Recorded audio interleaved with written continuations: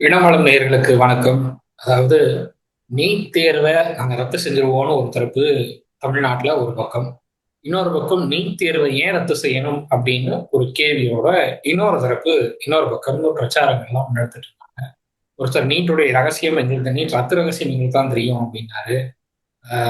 இப்படி தொடர்ச்சியா பல்வேறு தரப்பும் பல்வேறு கருத்துக்கள் முன் வச்சிருந்தாங்க. பல்வேறு விஷயங்கள் முன் வச்சிருந்தாங்க. இதற்கெல்லாம் நடுவுல சமீபத்துல நடந்த நீட் தேர்வுல பல்வேறு குளறுபடிகள் நடந்ததை பார்க்க முடியுது.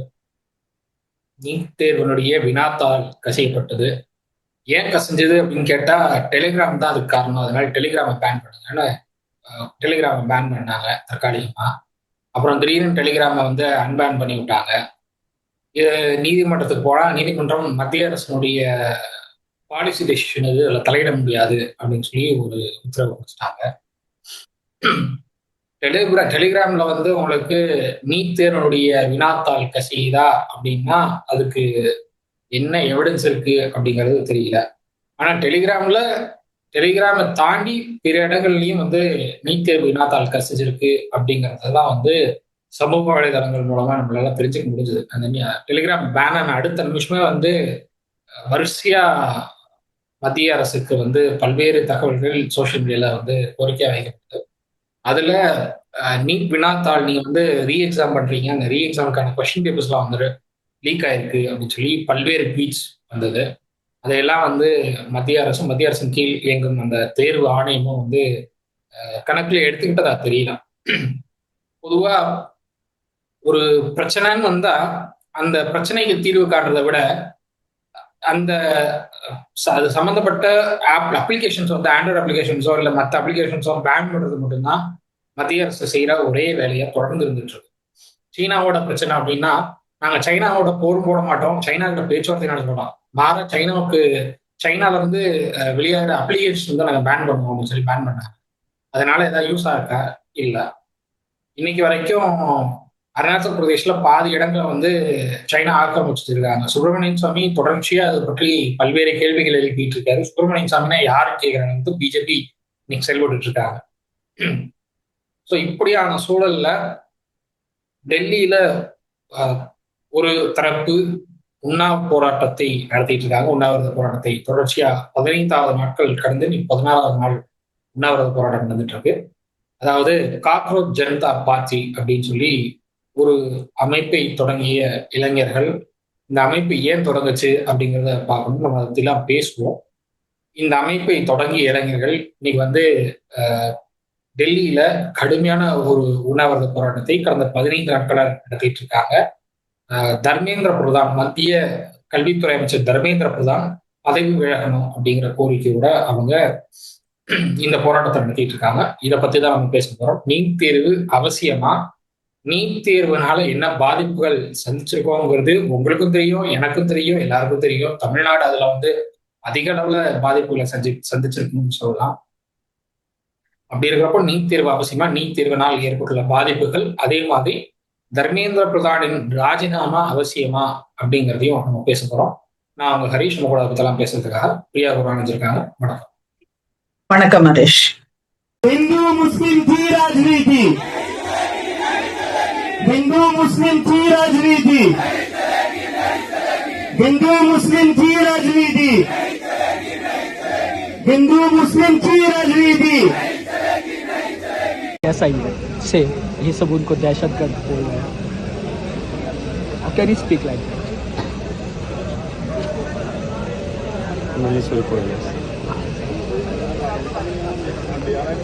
Just please take my question. I'm good. Just show Kahan everybody. He's a Kahan. कितना ब्रिलियंट स्टूडेंट था, टॉपर था. अगर एग्जाम क्लियर हो गई होती ना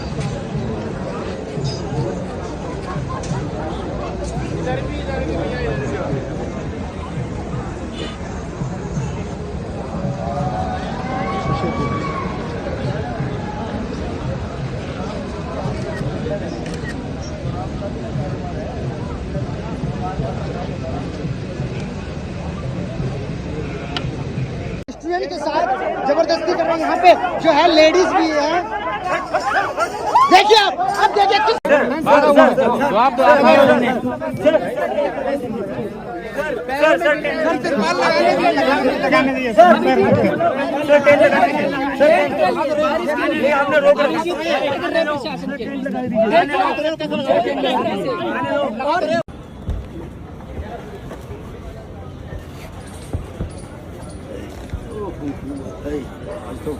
थोड़ा उठने में भी दिक्कत है।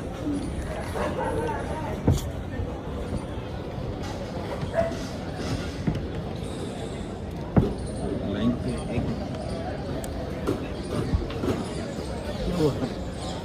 गिर रहे जस्ट वेट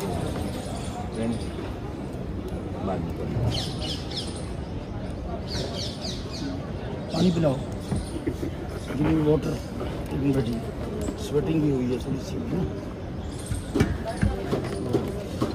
இந்தியாவோட இந்த வருங்கால தூண்கள் அப்படின்னு சொல்ற மாணவர்களோட முதுகெலும்பை தான் வந்துட்டு மத்திய அரசு முகமைகள் எப்படி பதம் பாக்குதுன்றதை தான் நம்ம இன்னைக்கு பேசுறோம். படிக்கிற பையன் எக்ஸாம் எழுத போனா அங்க கொஸ்டின் பேப்பர் லீக் ஆகுதுன்னு சொல்றாங்க. சரி, கம்ப்யூட்டர்ல எழுதலான்னுட்டுன்னு போனாக்கா அங்க சரிவர இந்த சர்வர் வந்துட்டு கிராஷ் ஆகுது அப்படின்ற ஒரு விஷயத்த சொல்றாங்க.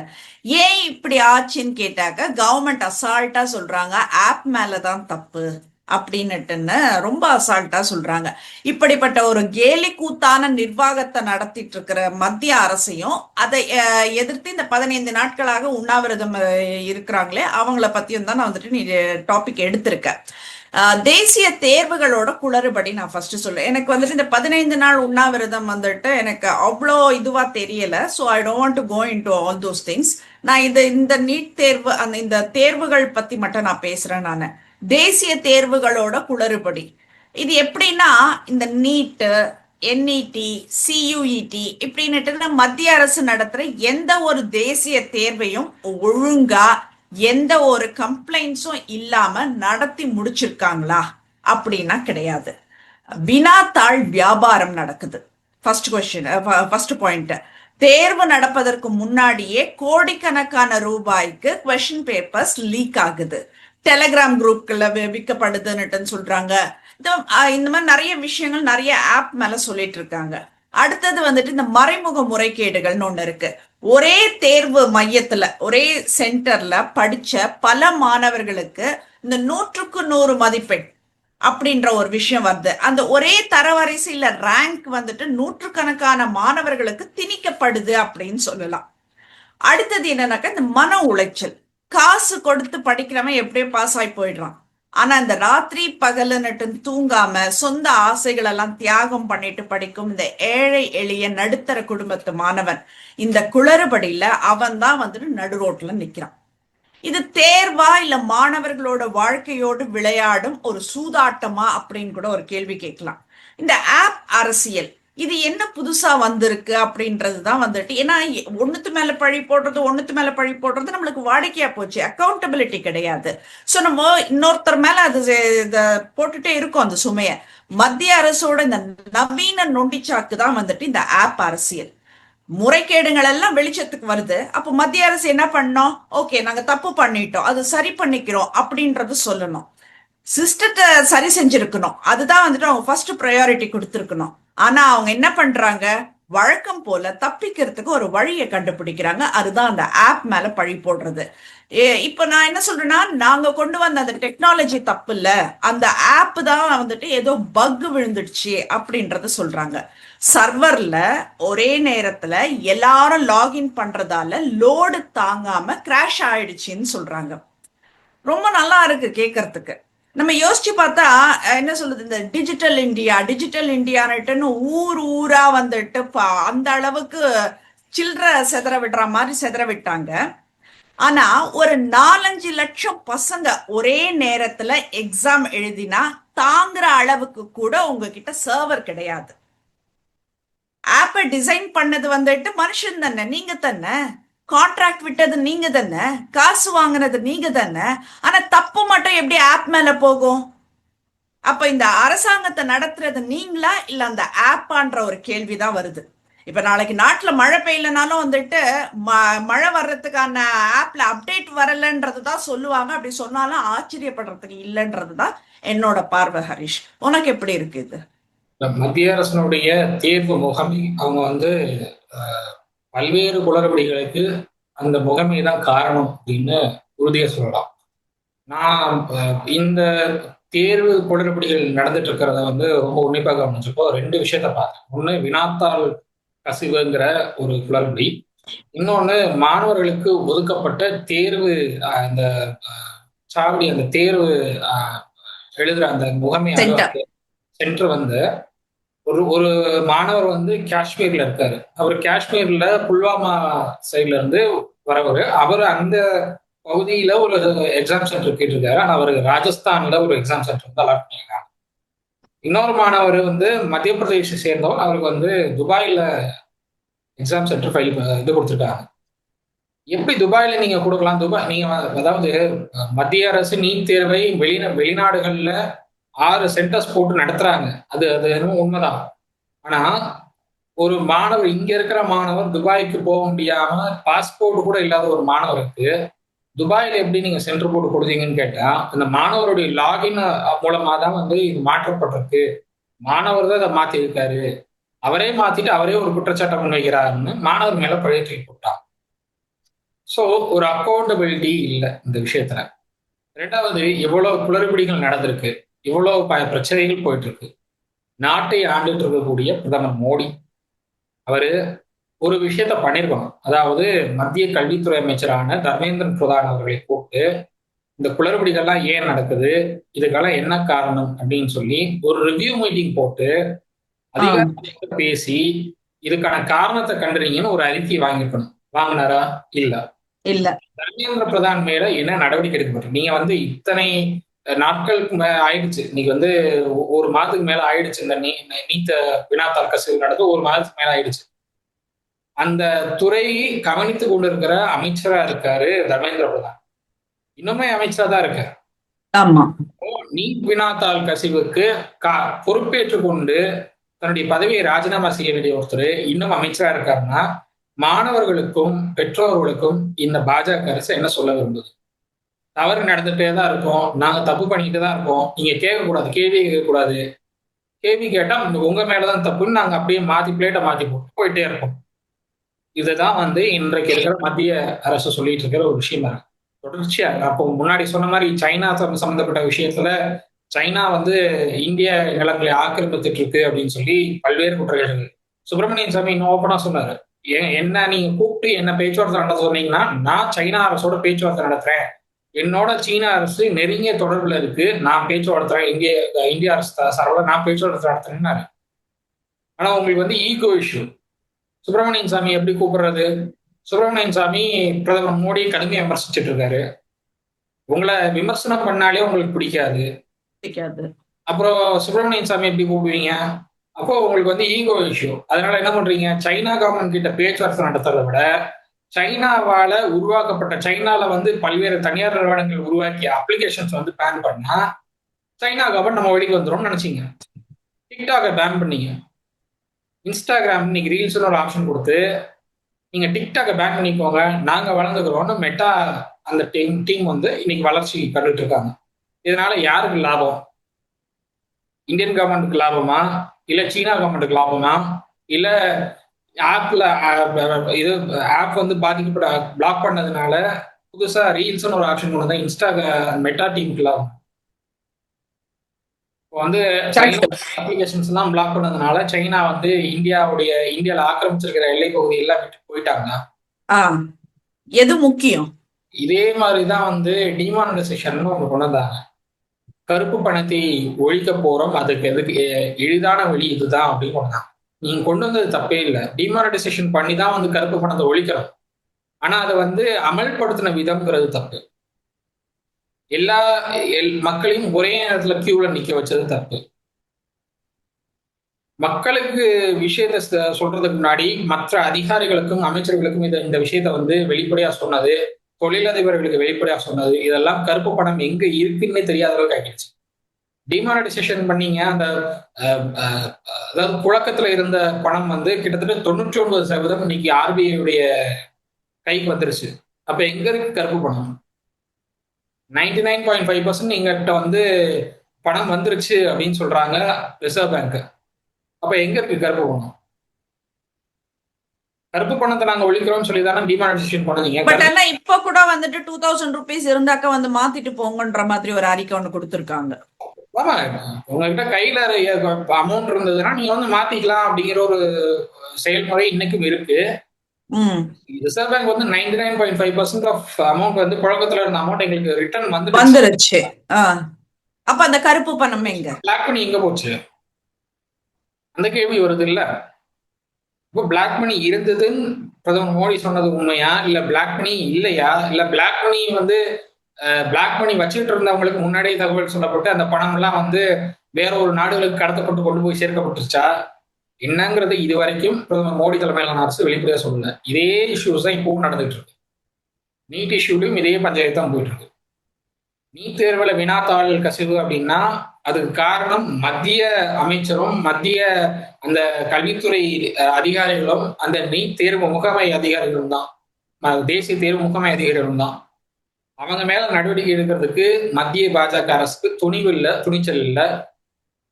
ஆனா சம்பந்தமே இல்லாம டெலிகிராம பேன் பண்றது, டெலிகிராம் பேன் பண்றது. நீங்க சினிமா பைரசி, அதனால டெலிகிராம்ல வந்து சினிமா வந்து தியேட்டர்ல வரும்போது அந்த டைம்லயே வந்து டெலிகிராம் மூலமா பரவுதுன்னு சொல்லி பல்வேறு குற்றச்சாட்டுகள் இருக்கு. பல வருஷங்களா கோரிக்கை வச்சுட்டு வராங்க சினிமா இண்டஸ்ட்ரியில. தேசிய அளவுல எல்லா விதமான மொழி சேர்ந்த திரை தொடர்பாளரும் திரை இயக்குநர்கள் எல்லாரும் கோரிக்கை வச்சுட்டு வராங்க.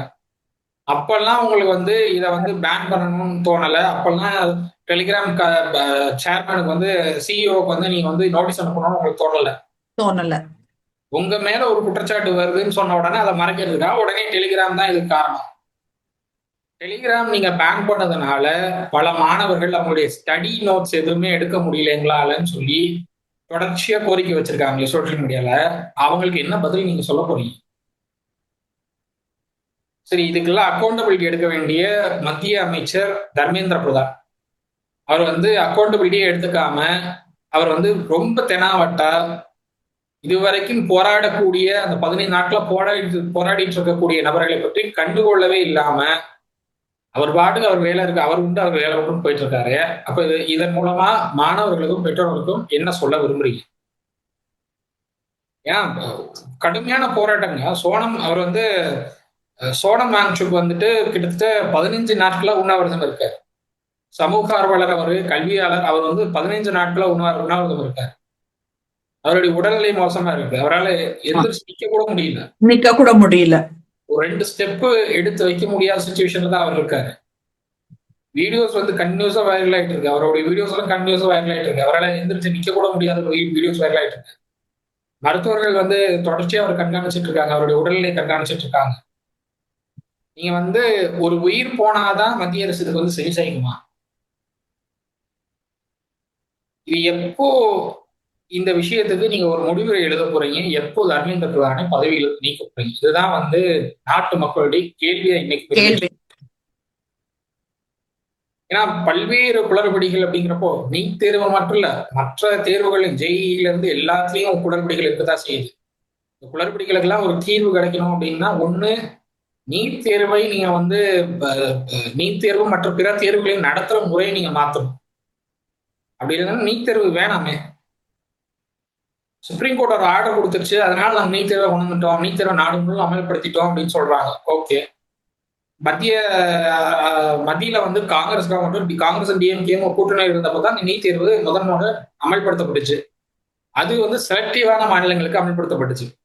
அதுக்கப்புறம் சுப்ரீம் கோர்ட்ல வந்து இதை நாடு தழுவிய அளவுல நீங்க அமல்படுத்தணும்னு சொன்னதுனால நாங்க அமல்படுத்திட்டோம் அப்படின்னு பாஜக தொடர்ச்சியா சொல்லிட்டு இருக்காங்க. இங்க இருக்கிற அதிமுகவும் அதைத்தான் முன் வச்சுட்டு இருக்காங்க.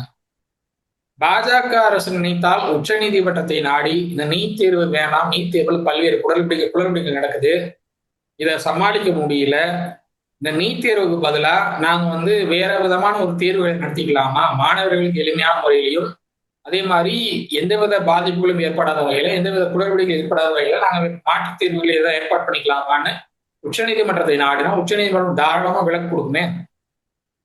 ஓகே. ஏன் உச்சநீதிமன்றத்தை நாட கூட மத்திய பாஜக அரசு விரும்ப மாட்டேங்குது? எதுக்கோ சுப்ரீம் கோர்ட் போறாங்க, இதுக்கு போக மாட்டேங்கிறாங்க.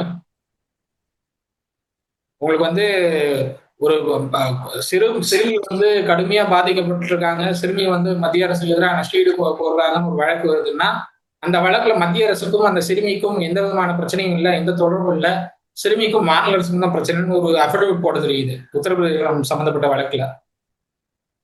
ஆனா இது போன்ற விவகாரங்கள்ல உச்சநீதிமன்றம் நாட கூட உங்களால முடியல அப்படின்னா, நீங்க மாணவர்கள் மேல என்ன அக்கறை காட்டிட்டு இருக்கீங்கிறது தான் கேள்வியா இருக்கு. இவங்க தொழில்நுட்பத்தை வந்துட்டு மனுஷனுக்கு வேலையை ஈஸி பண்ணி தரணும் அப்படின்றத தாண்டி மனிதர்களோட இந்த பித்தலாட்டங்களை மறைப்பதற்கு தான் வந்துட்டு ஒரு போர்வையா மாத்திக்கிட்டாங்க. அதுதான் இப்ப காட்டுது. ஒவ்வொன்றுத்துக்கும் ஆப்பை காட்டிட்டு ஆப் தான் டெலிகிராம் தான் சைனா தான் இப்படிதான் அவங்க வந்துட்டு சொல்லிட்டு இருக்காங்களே தவிர இந்த மாதிரி விஷயங்கள் எல்லாம் அவங்க கைவிடணும். முதல்ல கைவிட்டு அதுக்கான சொல்யூஷன் என்னன்றது தான் வந்துட்டு இது பண்ணணும். அதுல வந்துட்டு ஒரு முழுமையான வெளிப்படைத்தன்மையை கொண்டு வரணும்ன்றது, அந்த டிரான்ஸ்பரன்சி இருக்கணும் அப்படின்றது தான். இன்னொரு விஷயம், மாநில அரசுகளோட இந்த கல்வி உரிமைகளை பறிக்க கூடாதுன்றது தான் நான் சொல்றேன். நான் அவங்கவுங்க பாத்துக்கணும். நீங்க ஒட்டுமொத்தமா நீங்க பண்றேன்னுட்டு மொத்தமா போய் எரர்ல கொண்டு போய் விடுறதுக்கு அந்தந்த மாநிலம் பாத்துக்கிட்டோம் அப்படின்றேன் நான். அது எதுக்கு வந்துட்டு இவங்க அந்த அளவுக்கு ஒரு பிளெக்சிபிலிட்டி இல்லாம டிரான்ஸ்பரன்சி இல்லாம பண்ணிட்டு இருக்காங்கன்றதுதான் புரியல. இல்ல மத்தியில பாஜக வந்தாலும் சரி, பாஜக ஆண்டாலும் சரி, இல்ல காங்கிரஸ் ஆண்டாலும் சரி, கல்வி வந்து மாநில பட்டியலுக்கு வரதுக்கான பாசிபிலிட்டி இல்லை. ரெண்டு தரப்பும் கல்வியை மாநில பட்டியலுக்கு கொடுக்க மாட்டாங்க. அதனால மாநில பட்டியலுக்கு கல்வியை கொண்டு வரணும் அப்படின்னு ஒரு மாநில அரசு கோரிக்கை வைக்குது, ஒரு மாநில அரசு முன்னெடுப்பு எடுக்குதுன்னா அது வந்து எந்த அளவுக்கும் பயனளிக்காத ஒரு விஷயமா தான் இருக்கும். ஸோ அப்படியான சூழல்ல கல்வியை மாநில பட்டியலில் கொண்டு வரதுக்கு பதிலாக இது போன்ற தேர்வுகளுக்கு எதிராக வந்து மாநில அரசுகள் தொடர்ச்சியா சட்ட போராட்டங்கள் நடத்தினா கொஞ்சம் பெட்டரா இருக்கும். ஏன்னா கல்வியை மாநில பட்டியலில் கொண்டு வர முடியாது அப்படிங்கிறப்போ இது போன்ற நீட் போன்ற தேசிய முகமை நடத்துகின்ற தேர்வுகளை வந்து அதுல வந்து எங்களுக்கு விலக்கு வேணும்னு நீதிமன்றத்தை நேரடியா நாடுறதுதான் பெஸ்ட்ன்னு நான் சொல்லுவேன். அதிமுக அரசும் திமுக அரசும் ரெண்டு அரசுகளும் வந்து தீர்மானங்கள் நிறைவேற்றி மத்திய அரசுக்கு அனுப்பிச்சாங்க. ஆளுநருக்கு அனுப்புனாங்க, ஆளுநர் மத்திய அரசுக்கு அனுப்பினாரு. மத்திய அரசு குடியரசுத் தலைவருடைய கருத்தை கேட்டாங்க, குடியரசுத் தலைவர் அதை ரிட்டர்ன் பண்ணிட்டாங்க. ஆளுநர் அந்த தீர்மானத்துக்கு வந்து என்னால ஒப்புதல் கொடுக்க முடியாதுன்னு சொல்லிட்டாரு. அப்போ இப்ப இருக்கிற தாவேக அரசு இதுல என்ன பண்ணணும் அப்படின்னா, உச்சநீதிமன்றத்தை நாடணும். உச்சநீதிமன்றத்தை நாடி எங்களுக்கு வந்து விலக்கு தேவை, நீட் தேர்வுல இருந்து விலக்கு தேவை, நாங்க வந்து மாநில கல்வி தொடர்பான ஒவ்வொரு விஷயத்தையும் நாங்கள் மாற்றி கொண்டு இருக்கிறோம், கல்வியினுடைய அடிப்படை விவகாரங்கள் எல்லாம் மாத்திட்டு இருக்கோம், அது இதெல்லாம் மாற்றி அமைக்கப்படும் வரை எங்களுக்கு கொஞ்சம் விலக்கு கொடுங்கன்னு கேட்டார். நிச்சயமா உச்சநீதிமன்றம் பரிசீலிக்கும். ரெண்டாவது, தமிழ்நாட்டுல இதுக்கு முன்னாடி மெட்ரிகுலேஷன் ஐசிஎஸ்சி சிபிஎஸ்சி 3 பாடத்திட்டங்கள் இருக்கும். அதை தாண்டி அரசு கல்வி அப்படின்னு சொல்லி 4 பாடத்திட்டங்கள் இருந்தது. இப்போ வந்து சமச்சீர் கல்வின்னு ஒண்ணு கொண்டு வந்து மாணவர்களுக்கு அதை எளிதாக்கினாலும் மாணவர்களுடைய செயல்திறன் அதை குறைச்சி வச்சுன்னு தான் சொல்லணும். ஏன்னா எந்த விதமான போட்டித் தேர்வுக்கும் பிற பாடத்திட்டங்கள்ல இருந்து படிக்கிற எந்த மாணவர்களோட போட்டி போடுற அளவுக்கு சமச்சீர் கல்வி மாணவர்களுக்கு உதவல. கண்டிப்பா உண்மையான விஷயம். அதனாலதான் வந்து சரி ஜெயலலிதா அவர்கள் 2011 ஆட்சிக்கு வந்த உடனே வந்து ஒரு குழு அமைத்து இந்த பாடத்திட்டங்களை மாற்றி அமைக்கிறதுக்காக பத்மா சேஷாத்ரி நிறுவனர் அவர்களை உட்பட பல கல்வியாளர்கள் அந்த குழுவுல சேர்த்து ஒரு குழு அமைப்பு ஏற்படுத்தினாங்க. ஆனா அதுக்கு வந்து உயர்நீதிமன்றம் உடனடியா தடை விதிச்சாங்க திமுக வழக்கில். இப்போவாவது தாவேக அரசு ஒரு குழு அமைச்சிருக்காங்க. இப்போ பாடத்திட்டங்களை மாற்றி அமைக்கணும் ஒரு குழு அமைச்சிருக்காங்க. அந்த குழு தயவு செஞ்சு பரிந்துரை பண்ணி இந்த சமச்சீர் கல்வி முறைக்கு மாற்றா வேற ஏதாவது கொண்டு வந்தா கொஞ்சம் பெட்டரா இருக்கும். சிபிஎஸ்இ பாடத்திட்டங்களுக்கு இணையான கல்வியை கொடுக்க வேண்டிய பொறுப்பு மாநில அரசு இருக்கு. மாற்றி அமைக்கும் வரை எங்களுக்கு வந்து விலக்கு கொடுங்க, தாராளமா உச்சநீதிமன்றத்தை தாவேக அரசு நாடலாம். ஆனா தமிழ்நாட்டுல நீட் தேர்வுக்கு பயந்து யாரும் வந்து தற்கொலை பண்ணிக்கல.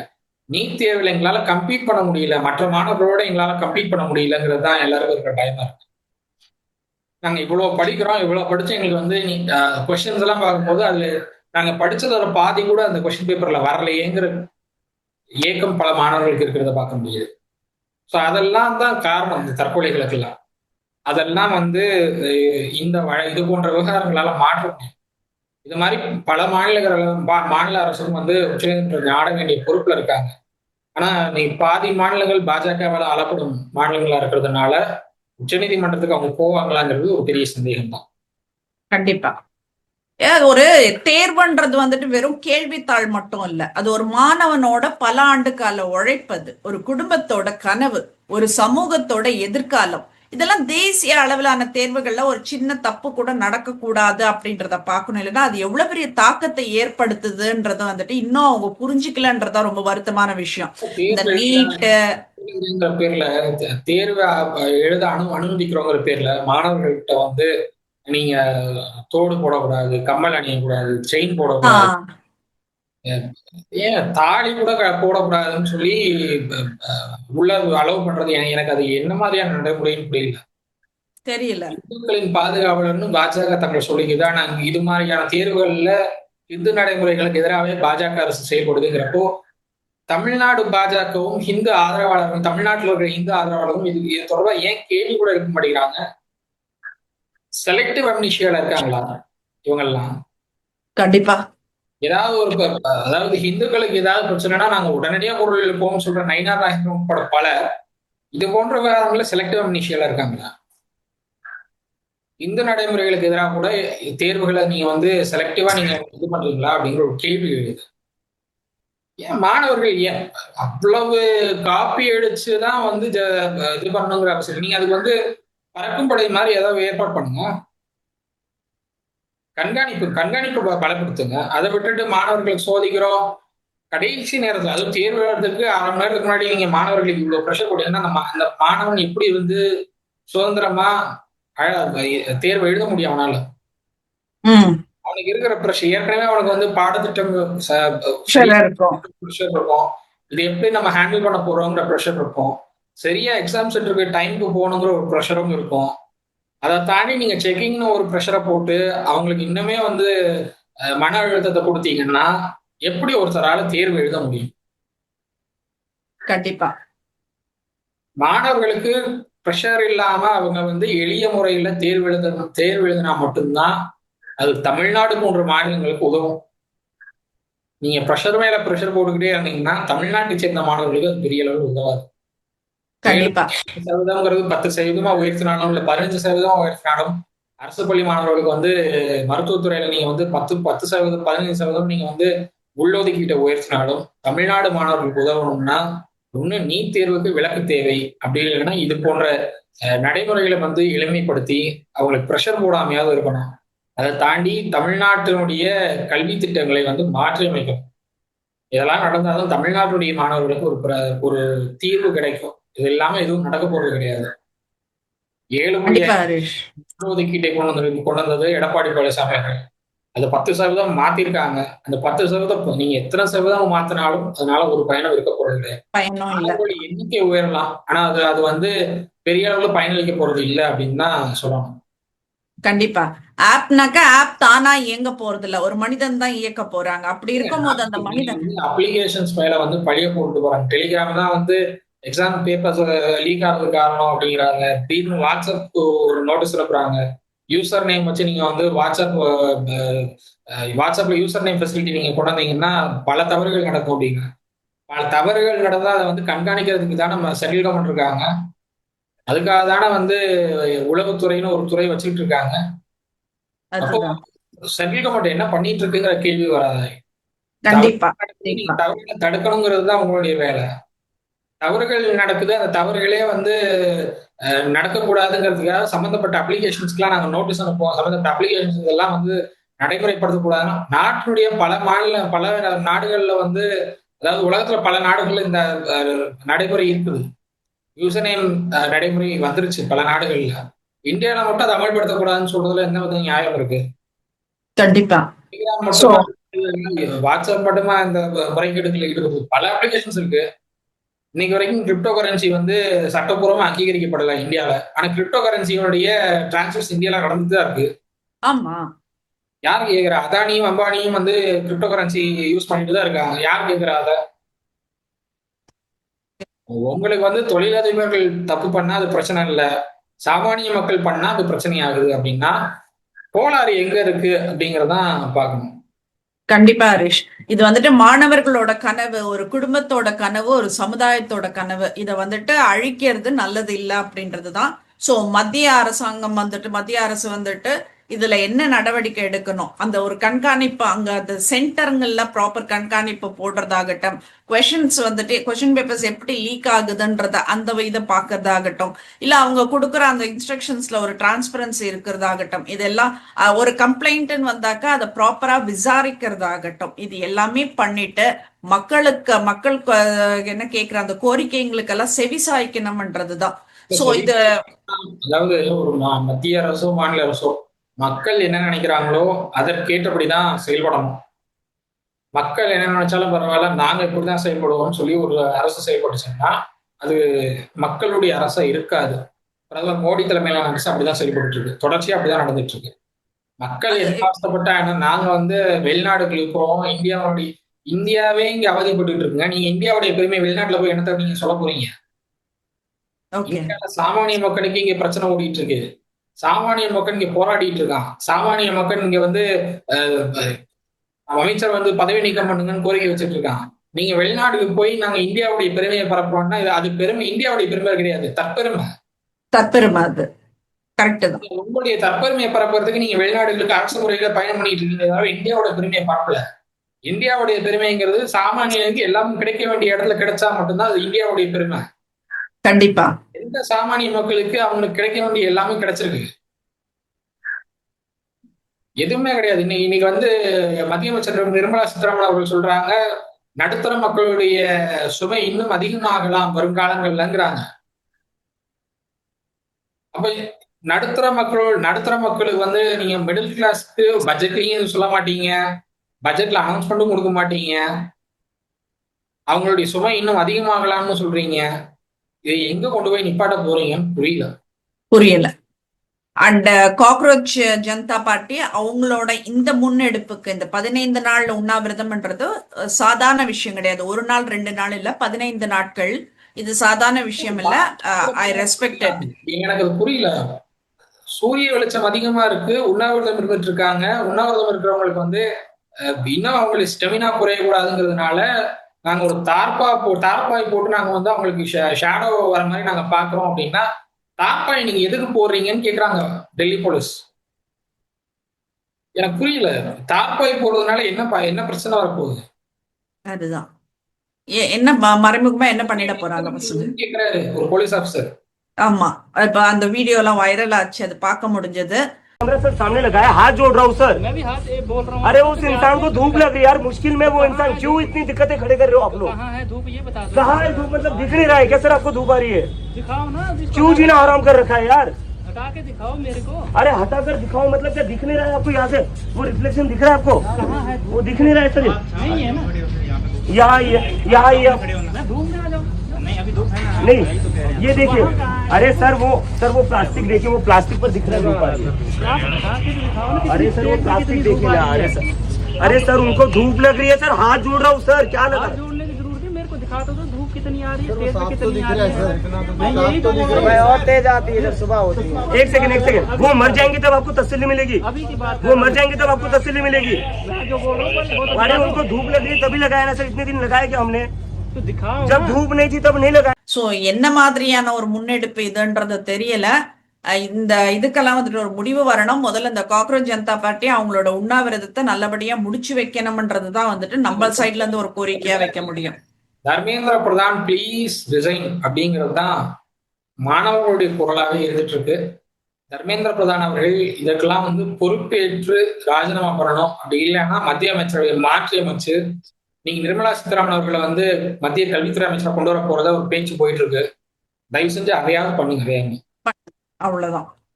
ஏன்னா இந்த மாணவர்களோட எதிர்காலம்ன்றப்போ ஒரு இந்தியாவோட எதிர்காலம்ன்றது தான் நம்ம சொல்றோம் நம்ம. சோ அது ஒரு என்னன்றத அவங்க ஒரு விசாரிச்சு ஒரு நல்ல முடிவு கொண்டு வரணும்ன்றதுதான்.